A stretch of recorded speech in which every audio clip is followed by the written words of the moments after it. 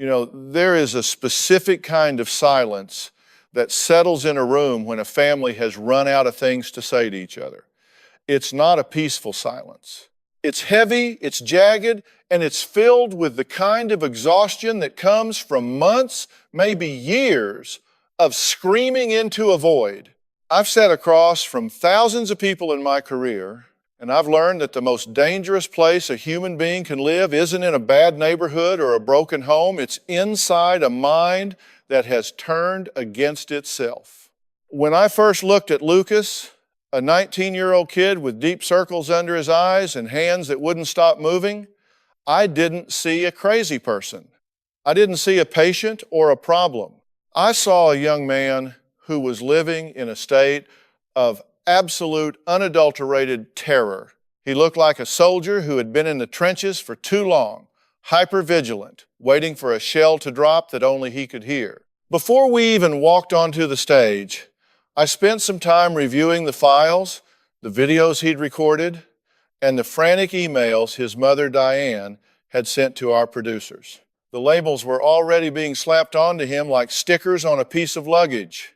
Paranoid, schizophrenic, delusional, drug addicted. People love labels because labels mean they don't have to listen anymore. If you label a kid delusional, you can dismiss everything he says as a symptom rather than a story. But I've always believed that even in the wildest delusion, there is a core of truth or a profound need that isn't being met. Lucas wasn't just a kid who thought his neighbors were spying on him.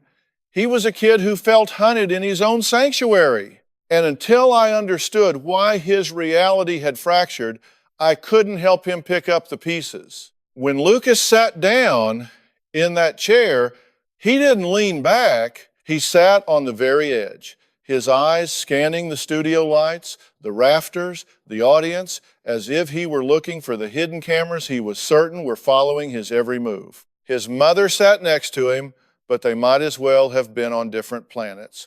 She was weeping, the kind of weary sobbing that tells you she's mourned her son while he's still sitting right there. She told me she missed her real son, the one who used to play varsity soccer and talk about going to law school. Now, she said she lived with a stranger who barricaded the doors and spent his nights staring out the blinds with a thermal imaging camera he'd bought with his college savings. I looked at Lucas and I didn't start by challenging him. I didn't tell him he was wrong. I asked him a simple question. How does it feel to be the only person who knows the truth? That caught him off guard. Usually, people told him he was lying or sick. By acknowledging his perspective, I saw his shoulders drop just a fraction of an inch. He told me it was lonely. He told me it was like living in a movie where everyone else was an actor and he was the only one who realized the set was fake. He was convinced that the neighbors, a quiet, middle-aged couple who had lived next door for a decade, were part of a sophisticated surveillance network. He believed they were using directional microphones to record his private conversations and that they were beaming high-frequency signals through the walls to disrupt his sleep. As he spoke, I was watching his body language. He wasn't trying to convince me. He was trying to survive me. He had logs, hundreds of pages of handwritten notes detailing every time the neighbor turned on a porch light or moved a car. To a rational observer, it was a grocery list of the mundane. To Lucas, it was a manifesto of his impending doom. I had to look past the what and get to the why. You don't just wake up one morning and decide the retirees next door are secret agents. There's a journey there, a slow erosion of trust, and a gradual escalation of fear that starts somewhere much deeper than a property line. Diane tried to interrupt, wanting to tell me about the time he'd called the police 3 times in one night, but I held up my hand. I needed to hear the timeline from him. We started talking about his life before the spying began. Lucas had been a high achiever, a kid who felt the weight of the world on his shoulders. He felt he had to be perfect, had to be the anchor for his mother after his father walked out when he was 12. He never processed that abandonment. He just buried it under goals, grades, and trophies. But when he hit 19, the pressure cooker started to hiss. He moved back home after a semester of college because he felt watched on campus. I've seen this pattern so many times. When a young person feels like their internal world is falling apart, they often project that chaos outward. If you feel like you're losing control of your identity, it's much easier to believe that an external force is trying to take it from you. It gives the fear a name. It gives the anxiety a face. If the neighbors are spying on you, then the reason you feel shaky and scared isn't because you're struggling with a mental health crisis, it's because there's a bad guy out there. It's a defense mechanism, albeit a destructive one. I began to dig into the backstory of the house itself. It was the same house where his father had left, the same house where Lucas had stepped up to be the man of the family at an age when he should have just been a kid. He had spent years hyper-focusing on his mother's emotional state, trying to read her every mood to make sure she was okay. He had trained his brain to look for subtle cues, to be hyper-aware of his environment for signs of trouble. He was a sensor, someone who picked up on every vibration in the atmosphere. But when that survival instinct has nothing left to protect you from, it doesn't just turn off. It starts looking for new threats. It starts seeing shadows where there are only trees. As we talked, the tension in the studio was thick. Diane was frustrated, feeling that I was indulging him. She kept saying, "Dr. Phil, tell him it's not real. Tell him there are no cameras." But I knew that if I did that too soon, I'd lose him. You can't argue a person out of a logic they didn't argue themselves into. Logic doesn't cure fear, only safety does. I had to make Lucas feel safe enough to put down his guard so we could look at the evidence together.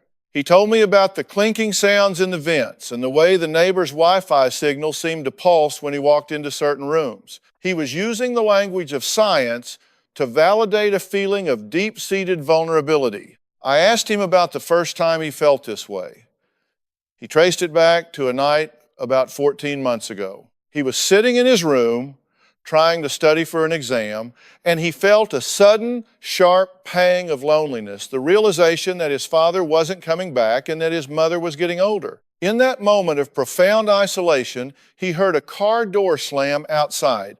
He looked out the window, and the neighbor was looking back. In Lucas's mind, that wasn't just a neighbor coming home from work, it was an intersection, a click. From that moment on, every coincidence became a conspiracy. I noticed something in his narrative that he hadn't quite realized himself. The spying always intensified when he was facing a life transition. When he dropped out of school, the cameras multiplied. When his mother started dating again, the directional microphones appeared. His brain was creating a fortress of paranoia to keep him from having to engage with a world that felt too big and too painful to handle. By focusing on the neighbors, he didn't have to focus on his own sense of failure or his fear of the future. The neighbors became his full-time job.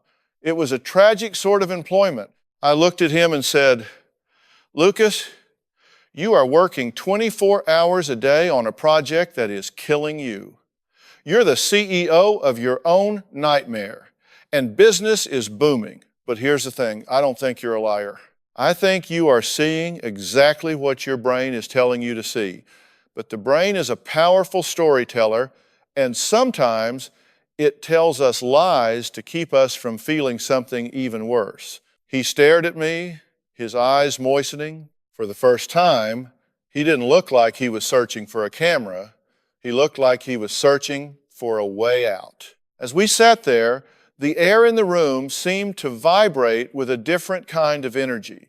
We were moving past the surface level, he said, she said, and getting into the real meat of why this family was falling apart. You see, when someone is in the grip of a delusion, the family usually tries one of two things. They either try to argue the person out of it using logic, or they get so frustrated that they start to treat the person like they're a burden. Both of those approaches are like trying to put out a grease fire with a bucket of water. It just makes the flames leap higher. Diane had tried both. She'd spent hours walking Lucas through the yard, pointing at the neighbor's windows, trying to show him there were no cameras. But for Lucas, every proof of innocence was just proof of how sophisticated the operation was. If you show a paranoid person there's no camera, they don't think, oh, I was wrong. They think, wow, they're even better at hiding them than I thought. The escalation had reached a point where the local police knew Lucas by his first name. He was calling them 3-4 times a week to report suspicious activity. This wasn't just a kid who was a little nervous. This was a young man who had turned his bedroom into a literal war room. He showed me photos of his setup. He had 4 different monitors, scanners that were constantly cycling through radio frequencies, and he'd even started lining certain parts of his walls with specialized shielding material he'd ordered online. He was spending every dime he hash-rayed, and some that he didn't, on this obsession. But the real casualty wasn't his bank account, it was his relationship with the people who loved him. Diane told me about a night a few months prior that really broke her heart. She'd come home from work, exhausted, and found Lucas in the backyard with a flashlight, screaming at the neighbor's darkened house. He was demanding they turn off the feed and stop the transmissions. The neighbors, who were just trying to watch television in their living room, ended up calling the police on him. That was the moment Diane realized she was losing him to a reality she couldn't enter. She felt like a spectator to her son's slow-motion collision with a brick wall. When she tried to pull him inside, he'd turned on her, accusing her of being in on it, or, at the very least, being too brainwashed to see what was happening right in front of her. That's the blame shifting that happens in these scenarios. To protect the delusion, the sufferer has to alienate anyone who challenges it. I asked Lucas to show me the most damning video he had. This is a critical part of the process. I didn't want to just talk about the evidence. I wanted to see what he saw. He pulled out his phone, his hands shaking slightly, and played a clip he'd recorded at 3 in the morning. The footage was grainy, mostly just a view of the neighbor's driveway. There was a car parked there, and for a split second, a light flickered in the neighbor's upstairs window. Lucas pointed at the screen, his voice rising in pitch. See that? Right there. That's the signal. They're acknowledging that I'm recording them. That flicker is a code. I looked at the screen, then I looked back at him. Lucas, I said, my voice steady. What I see is a motion sensor light or maybe someone just getting up to go to the bathroom. Why does it have to be a code? Why can't it just be a guy who had too much water before bed? He looked at me with a mixture of pity and frustration. That's what they want you to think, Dr. Phil. It's too consistent. It happens every time I pick up my phone. They have sensors that detect the electromagnetic field of my camera. Now, look, I'm not a scientist, but I know how the world works. But I also know that for Lucas, the electromagnetic field was a placeholder for his own internal anxiety. Every time his heart rate went up, which it did, whenever he picked up his phone to prove his case, he projected that physical sensation onto the environment. He wasn't feeling his own adrenaline. He thought he was feeling the neighbor's sensors. It's a classic case of externalizing internal stimuli. I turned to Diane and asked her how this had changed the way they lived. She started to cry again. And this time, it was that deep, guttural sob of a mother who feels she's failed. She described a house where the blinds were never opened, where they whispered because Lucas was afraid of directional microphones, and where she felt she had to walk on eggshells just to keep him from having an outburst. She was a prisoner in her own home, held hostage by her son's fear. And the worst part was, she'd started to resent him. She'd started to wish he would just leave, and then she felt the crushing guilt of wishing her own child away. That's the collision course I talk about. You have two people who love each other, trapped in a cycle of fear and resentment, with no exit strategy. Lucas felt abandoned by his mother's disbelief, and Diane felt abandoned by Lucas's descent into this nightmare. I had to get them to see that the neighbor wasn't the enemy. The neighbor was just a distraction from the real war happening inside Lucas's head. I decided it was time to move into the confrontation phase of our session. This is where I have to be the truth teller, even if the truth is hard to swallow. I looked at Lucas and I didn't mince words. I told him, Lucas, you've told me your story. You've shown me your tapes. You've explained your theories. And I've listened. I've listened more than most people would. But now I need you to listen to me. Because right now, you are a 19-year-old man with his whole life ahead of him, and you are spending it in a self-imposed prison. You are the warden, the guard, and the inmate all at once. I leaned in closer.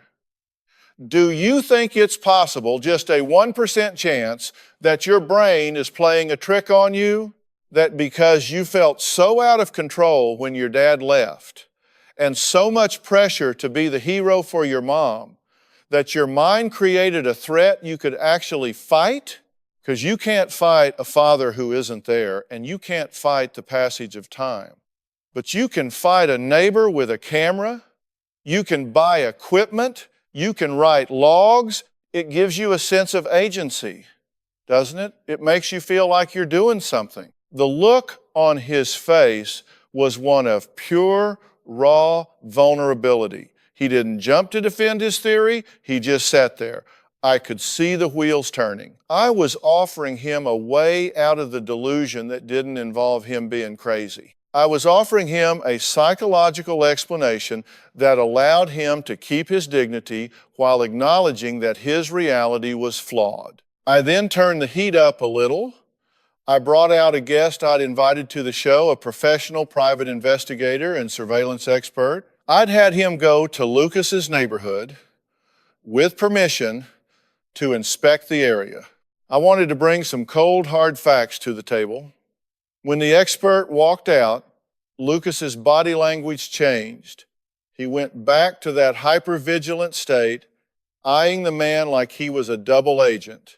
The investigator sat down and laid out his findings. He'd done a sweep for signals, checked the neighbor's property from the street, and analyzed the equipment Lucas claimed they were using. He looked Lucas right in the eye and said, I've been doing this for 30 years. I've worked for the government and private corporations. And I can tell you with 100% certainty, there is no surveillance equipment on that property. The signals you're picking up are standard consumer Wi-Fi and cellular data that exist in every neighborhood in America. You aren't being targeted. You're just living in a world full of background noise. The silence that followed was deafening. This was the crossroads. Lucas could either double down and claim the investigator was part of the conspiracy, or he could let the first crack appear in his armor. Diane was holding her breath. I was watching Lucas's eyes. They were darting back and forth, looking for a way to reconcile this new information with his lived experience. Lucas, I said softly, the expert just told you what you've been dreading and hoping for at the same time. You aren't being watched, which means you're safe, but it also means you have to deal with why you feel so unsafe in the first place. Are you ready to talk about the man who really left you vulnerable? Are you ready to talk about your father? That was the breakthrough moment. The mention of his father hit him like a physical blow. His facade started to crumble.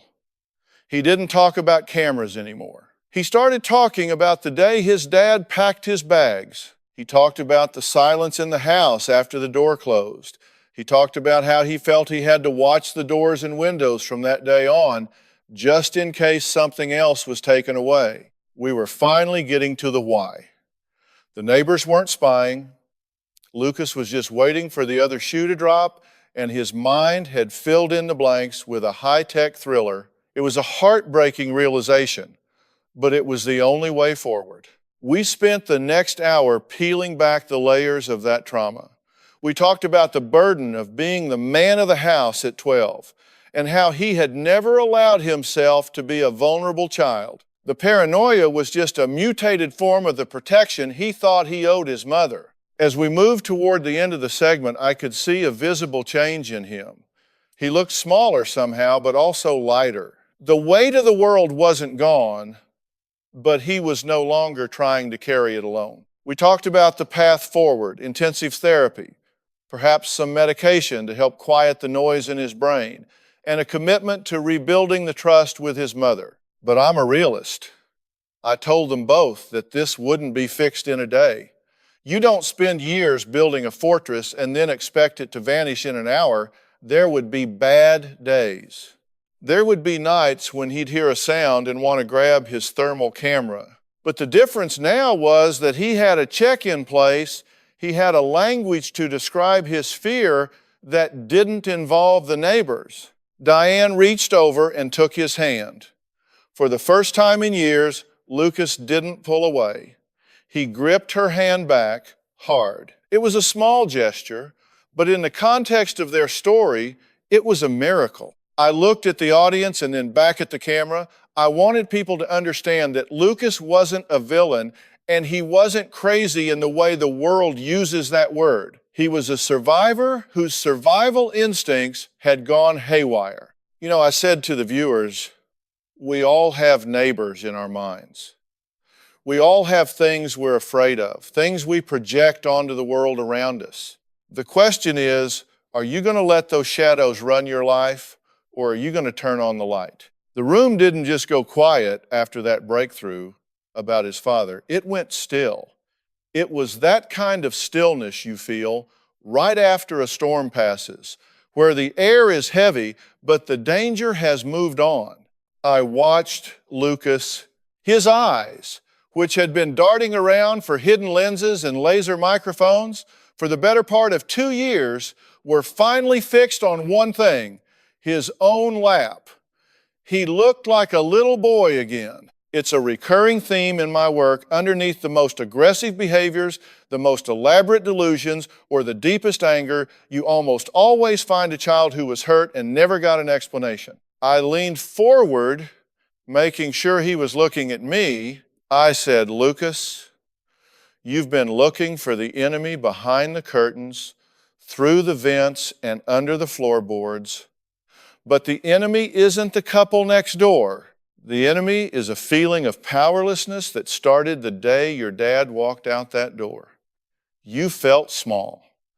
You felt like the world could just be snatched away from you without warning. So you decided you were never going to be blindsided again? You became a sentry. You stood guard.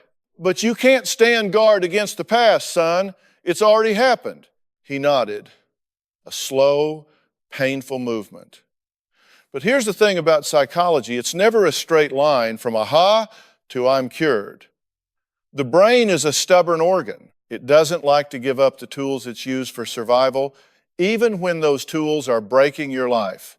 Even as he sat there, I could see the old habits trying to claw their way back in.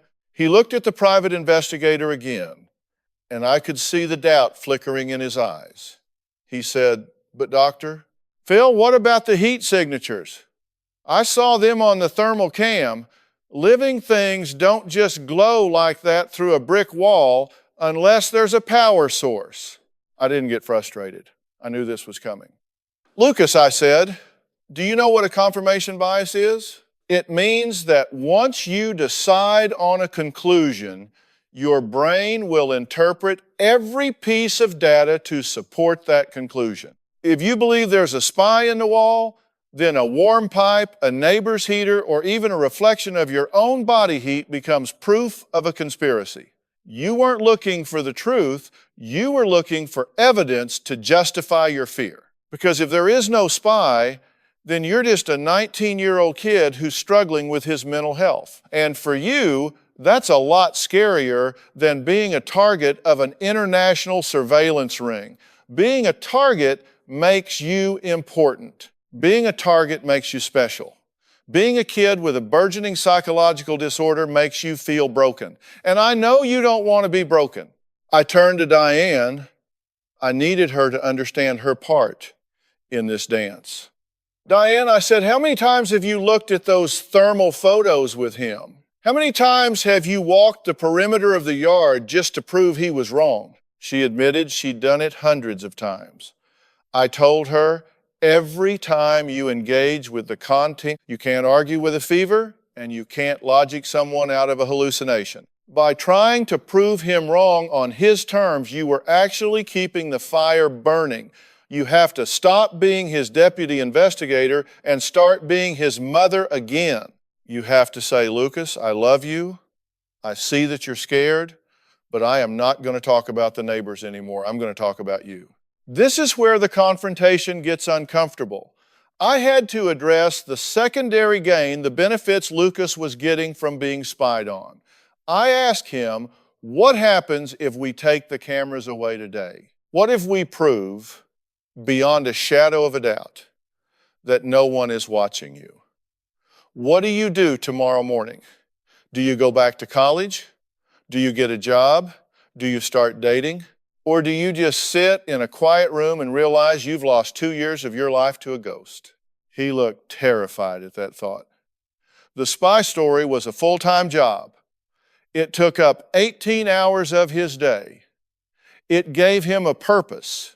Without it, he was just a college dropout living at home with his mom with no clear path forward. Paranoia can be a very effective way to avoid the pressures of growing up. If the world is out to get you, you have a perfect excuse for why you haven't succeeded yet. It's a shield against the fear of failure. I told him, you've built a career out of being a victim of your neighbors. But being a victim is a choice you're making every single day you pick up that camera. You have to decide, do you want to be right or do you want to be happy? Because you can't be both. If you're right, you're a hunted man living in fear for the rest of your life. If you're wrong, you're a guy who needs some help, but a guy who can eventually have a career, a wife, a family, and a future. Which one do you want? Lucas started to cry. And it wasn't the quiet crying from before, it was a release. He admitted he was tired. He was exhausted from the constant scanning, the lack of sleep, the feeling that his heart was always racing. He said he wanted it to stop, but he didn't know how to turn off the noise. That's when I knew we could actually do some work. When the patient admits the solution is worse than the problem, that's when the door to change finally opens. But we weren't done. I had to dig into the family dynamic even further. Diane had been so focused on saving Lucas that she'd completely neglected her own life. She'd stopped seeing friends, she'd stopped taking care of her own health, and she'd let her house become a bunker. I told her, you are enabling his illness by allowing it to dictate the rules of your home. You have to set boundaries. You have to tell him that the equipment goes in the trash. Not tomorrow, not next week, today. You have to reclaim your sanctuary.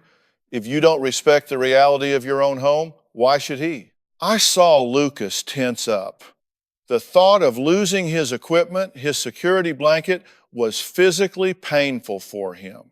I said, Lucas, those cameras aren't protecting you. They are the bars on your cell. Every time you check a monitor, you're just locking the door from the inside. We're going to unlock that door today. I brought out the action plan. I told them I was going to send Lucas to a top-tier residential treatment facility where they specialize in dual diagnosis and early onset sensory processing issues. I wanted him in a place where he couldn't check his logs, where he'd be surrounded by professionals who could help him recalibrate his nervous system. I also told Diane I was getting her a coach, someone to help her learn how to set those boundaries and deal with the trauma of the caretaker. Lucas looked at me, his face a mask of uncertainty. Do you really think I can get better, Dr. Phil? Do you think the signals will go away? I looked him straight in the eye. I don't think they'll go away overnight. I think your brain is currently wired to look for them. But I know that with the right treatment, you can learn to hear those signals and say, That's just my anxiety talking. That's just a ghost of my dad leaving. It's not a threat. You can learn to live in the real world again, but you have to be willing to walk through the fire. You have to be willing to be wrong for the rest of your life about those neighbors. He took a deep breath.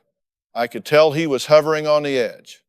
This is the moment where many people retreat back into the comfort of their story because the story is familiar even if it's miserable. But Lucas looked at his mother, saw the wreckage of her life in her tired eyes, and he made a choice. He said, okay, I'll go. I'll get rid of the cameras.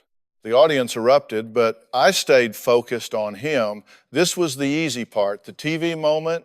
The real work was going to happen when the cameras were off and he was sitting in a room in a treatment center, hearing a floorboard creak and having to resist the urge to believe it was a trigger. I told him, Lucas, I'm proud of you.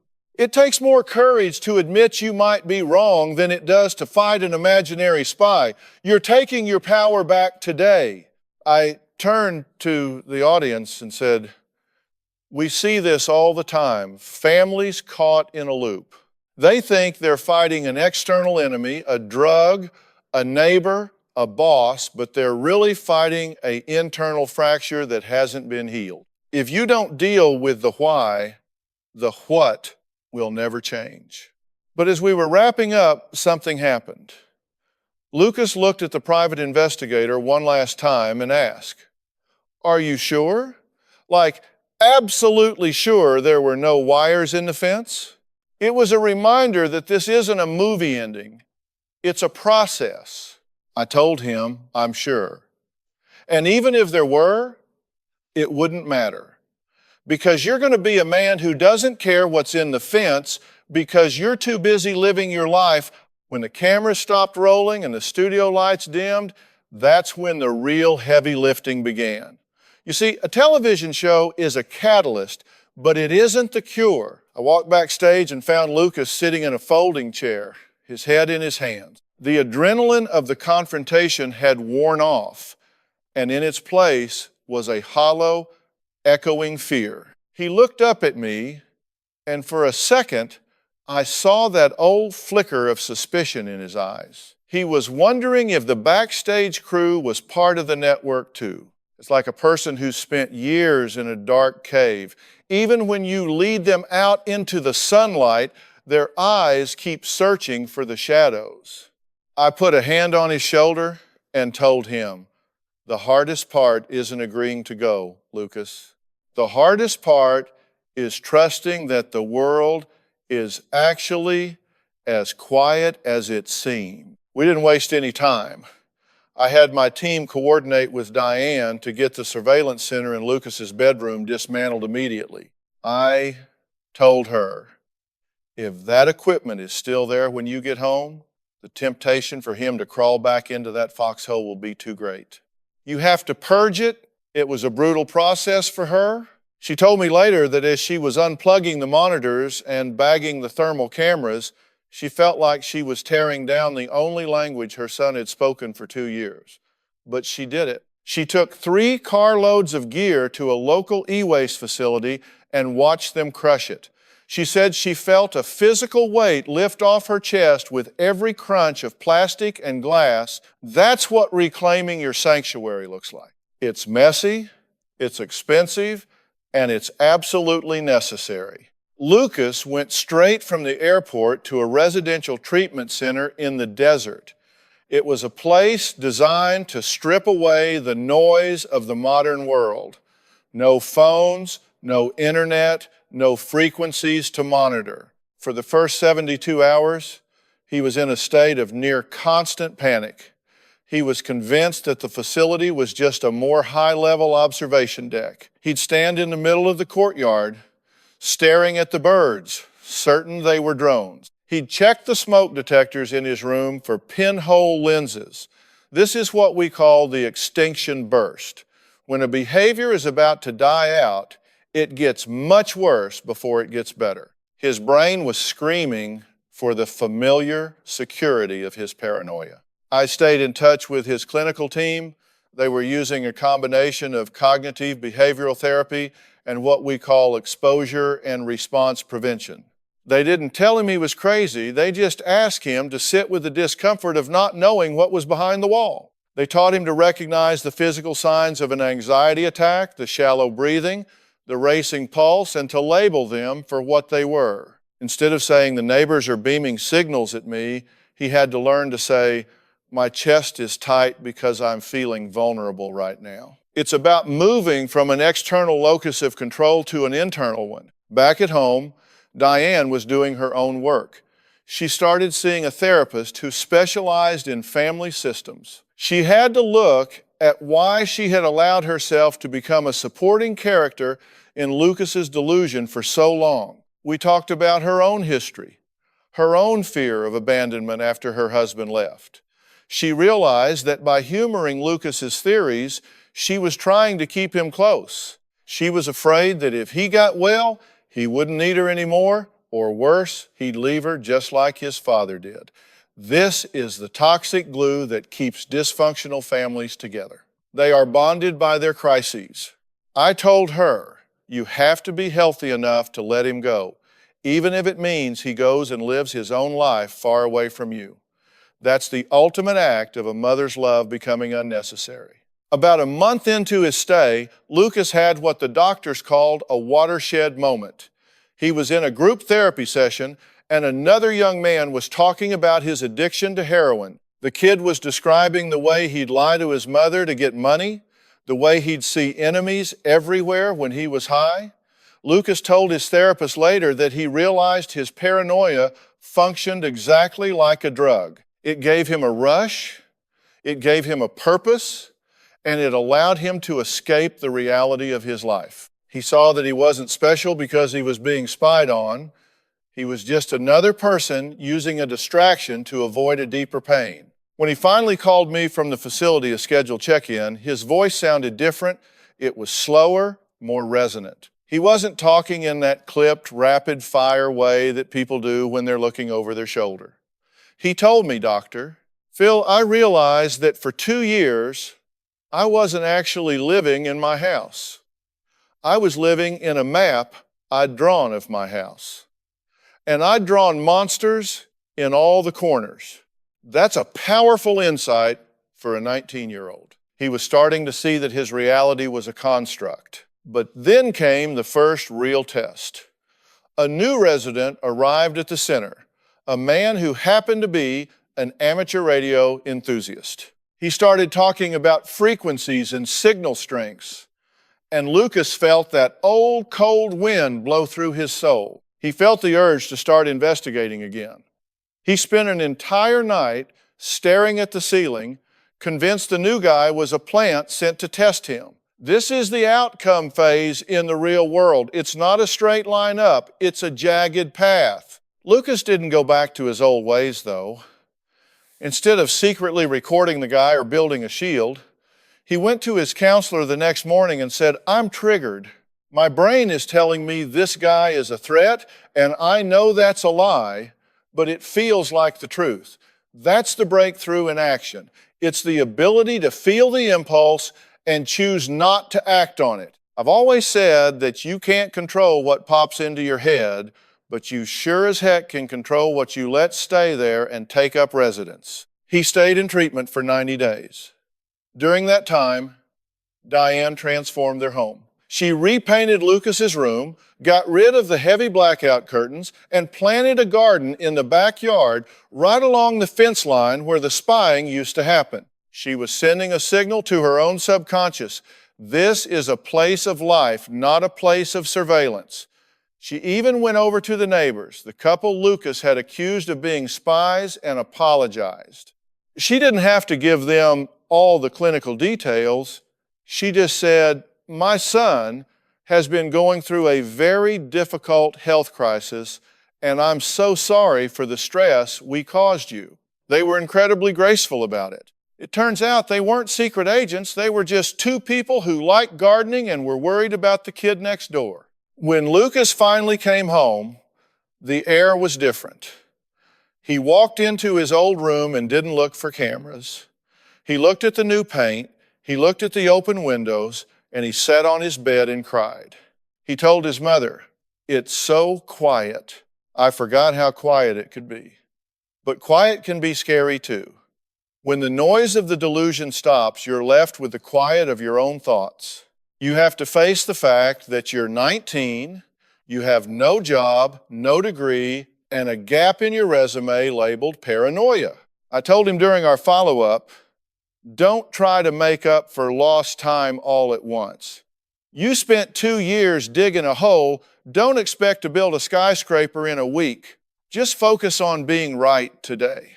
Just focus on the fact that the man next door is just a man, and a light in the window is just a light. We worked on a transition plan, part-time work, community college classes, and ongoing outpatient therapy.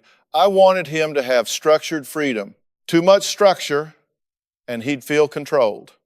Too much freedom, and he'd feel untethered. The relationship with his father remained a work in progress. Lucas reached out to him, but the man wasn't ready to take responsibility for the damage his departure had caused. That was a bitter pill for Lucas to swallow. He wanted a TV ending where his dad apologized and they went fishing. But life doesn't always give you the apology you deserve. I told him, you have to be the father to yourself that you never had. You have to protect yourself not from spies, but from the bitterness that will eat you alive if you let it. Looking back on this case, it serves as a stark reminder of the power of the human mind to create what it needs to survive. Lucas needed a reason to feel hyper alert, so he invented a conspiracy. He needed a reason to stay home and protect his mother, so he invented a threat. Once the need was addressed, once he felt safe enough to be vulnerable, the conspiracy vanished because it no longer had a job to do. One of the most profound things I've realized over the years is that recovery isn't a destination, it's a rhythm. For Lucas, the first few months back home were about finding a rhythm that didn't involve the frantic staccato of paranoia. I remember a call I got from Diane about 6 months after he'd returned from the treatment center. She sounded calm, which was a victory in itself. She told me about an afternoon when a neighbor's kid had flown a toy drone over their backyard. In the old days, that would have been a code red. Lucas would have been out there with his equipment screaming about airspace violations and surveillance swarms. He would have been convinced it was a targeted hit.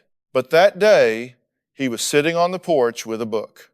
Diane said she watched him through the kitchen window, holding her breath, waiting for the explosion. She saw him look up at the drone. She saw his body go rigid for a second, the old wiring firing off one last warning shot. But then he did something remarkable. He took a long, slow breath. He closed his eyes for a moment, likely reciting the grounding techniques he'd learned in the desert. Then he looked back down at his book and kept reading. He didn't check the sky again. That's what getting well looks like. It isn't the absence of the thought, it's the presence of the wisdom to ignore it. He had moved from being a victim of his impulses to being the master of his reaction. I've often said that you don't change what you don't acknowledge. Lucas had finally acknowledged that his fear was a ghost of his father's departure. He started working a part-time job at a local library, a place that was quiet, structured, and required him to be helpful to others. It was the perfect environment for him to practice being normal. When you spend your day helping people find books on gardening or history, it's hard to maintain the narrative that you're the target of a high-level government conspiracy. You start to see yourself as a member of a community rather than a casualty of it. The most moving part of his journey happened about a year after our show aired. Lucas decided he wanted to properly apologize to the neighbors he had tormented for so long. He didn't do it over the fence or through a lawyer. He walked over to their front door, knocked, and waited. When they opened it, he didn't have a camera or a logbook. He just had his own voice. He told them, "I was very sick, and I made you the villains in a story that was actually about my own pain. I am so sorry for making you feel unsafe in your own home." They invited him in for coffee. It turns out that simple act of human connection did more to secure his house than any thermal camera ever could. He realized that the best way to feel safe in a neighborhood is to actually know the people living in it. Diane, too, found her way back to herself. She started dating a man who had no connection to her past trauma, and for the first time in a decade, she wasn't just the mother of the sick kid. She was a woman with her own interest, her own joy, and her own life. She stopped checking Lucas's browser history and stopped asking him if he heard anything. She trusted the process, and in doing so, she gave him the space to actually be a man. It's a hard thing for a mother to stop being a fixer, but Diane learned that the best way to help her son was to show him what a healthy, independent life looked like. As for the father, the unresolved remained unresolved. There were no dramatic reunions on a rainy porch, but Lucas reached a place where he didn't need his father's apology to feel whole. He realized that his father's decision to leave was a reflection of the man's own weaknesses, not a commentary on Lucas's worth. Once he stopped waiting for a save from the man who left, he realized he had the power to save himself. He traded his thermal imaging for self-reflection, and the results were life-changing. When I look back on Lucas's case, I'm reminded that the human spirit is incredibly resilient, but only if we're willing to stop lying to ourselves. We live in a world where it's very easy to feel watched, judged, and targeted. Social media, constant connectivity, and the 2-4-hour news cycle all feed into a collective paranoia. But the truth is, most of the spies we worry about are just reflections of our own insecurities. We project our fear of being not enough onto the people around us, and then we wonder why the world feels so hostile. Lucas's story isn't just about a kid who thought his neighbors were spying on him. It's a story about the courage it takes to put down your armor and admit that you're just a human being who's been hurt.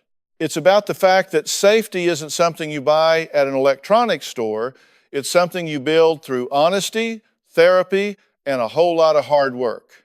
Lucas isn't a paranoid dropout anymore. He's a young man who is finishing his degree, who has a group of friends, and who can look at a flickering light in a window and just see a light. I've had a lot of success stories on my stage, but Lucas stands out because he had to fight a war that nobody else could see.